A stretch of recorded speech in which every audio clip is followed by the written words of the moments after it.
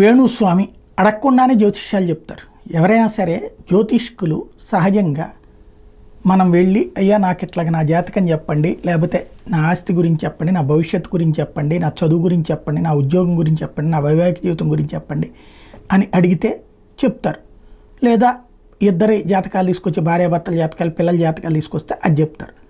అలా కాకుండా అడగని వాళ్ళకి జాతకాలు చెప్పడం, ఎస్పెషల్లీ ఎవరెవరో సెలబ్రిటీలకు సంబంధించి వాళ్ళది కూలిపోతుంది, వీళ్ళది నాశనం అయిపోతుంది. చెప్పే దాంట్లో ఫెయిల్ అయినవి ఉన్నాయి, కానీ సక్సెస్ అయినవి మాత్రమే పదే పదే చెప్పుకుంటూ ఫెయిల్ అయిన వాటిని జాగ్రత్తగా దాచేస్తూ చేసుకొచ్చేటట్టు.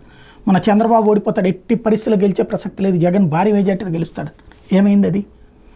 తర్వాత వచ్చి క్షమాపణ చెప్పేశారు, వదిలేశానన్నారు. ఇంకా జాతకాలు వాటి మీద నేను ఎవరు అడగకుండా చెప్పనన్నారు. ఇప్పుడు వచ్చేటోడికి మళ్ళీ ఆ శోభితాను తర్వాత నా నాగ చైతన్య నిశ్చితార్థం అవగానే వాళ్ళిద్దరు అడిగారా ఈయన్ని, వాళ్ళ అభిమానులు ఎవరన్నా అడిగారు? ఆయన అభిమానులు అడిగితే కూడా ఎందుకు చెప్పాలా నువ్వు?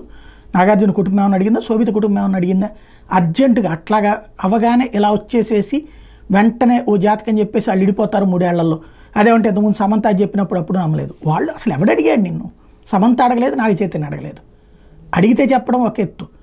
శుభం పలకరా పెళ్లి కొడక అంటే పెళ్లి కూతురు డాష్ డాష్ ఏది అన్నట్టు జాతకాలు చెప్పేవాళ్ళు ఎప్పుడు కూడా మనలో ఏదన్నా సమస్య రాబోతుందంటే దాన్ని జాగ్రత్తగా అర్థమయ్యేలాగా, అర్థం కాని విధంగా, అంటే మనం హర్ట్ అయిపోకుండా జాగ్రత్తగా దాని పరిష్కారాలు చెప్తూ వెళ్తారు. అలా కాకుండా అడ్డంగా ఏదో దాని కూర్చుని దానే మాట్లాడుకున్నట్టు మాట్లాడేసేసుకున్నటువంటి దౌర్భాగ్యకరమైనటువంటి పరిస్థితి.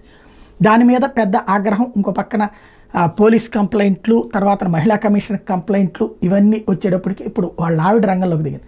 అమ్మాయి మంచి విద్వాంసురాలు, వీణ మీద అద్భుతమైనటువంటి ఇది పలికిస్తుంటుంది. ఈవెన్ అంబానీ వాళ్ళు కూడా మన పిలిచారు. తన భర్తకు అండగా మీడియాని తిట్టిపోస్తూ కీలకమైనటువంటి ఒక వీడియో పెట్టుకొచ్చారు.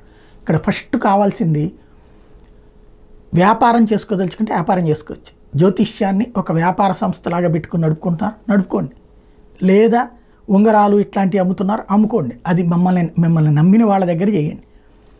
దారిని పోయేటటువంటి వాళ్ళందరి జీవితాలు ఎలా ఉండాలో చెప్పడం అన్నటువంటిది అవసరమా? ఫస్ట్ మీ వారికి చెప్పండి, తర్వాత ప్రపంచానికి చెప్తురు కానీ.